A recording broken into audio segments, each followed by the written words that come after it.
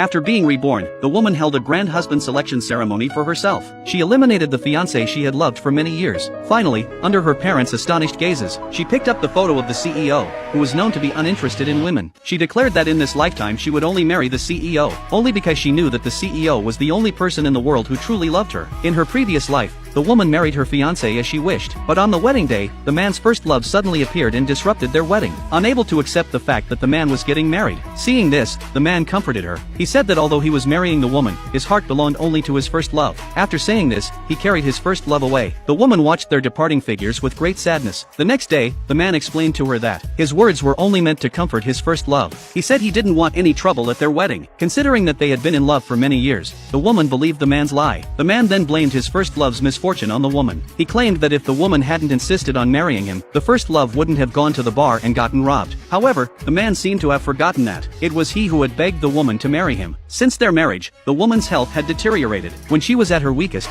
the man exploited her trust. He tricked her into signing one contract after another. It turned out that he had long planned to seize her assets. Once she had nothing left, he would force her to sign the divorce papers. He had even poisoned her to cause her illness. Then he deliberately stopped her treatment. Ultimately, he secured both the shares of her company and her inheritance. When the woman learned the truth, she was heartbroken. At that moment, her parents arrived just in time. They said their company had found a new investor. After saying this, they took the woman away. Watching the three of them leave, the first love disdainfully said they would not get away smoothly. Sure enough, the woman and her parents were involved in a car accident. Looking at the photo of the CEO in her hand, she was filled with regret. Images of the CEO crying for her before her death in her previous life flashed through her mind. In this life, the woman had no hesitation. She chose the CEO who loved only her. Although her parents were puzzled by her choice, they still supported her decision. When the woman stepped out of the venue, reporters swarmed her. They believed she would choose her fiancé. The man also arrived with his first love. He declared that the only person he had ever loved was his first love. Even if he had to marry another woman under family pressure, it would not lessen his love for his first love.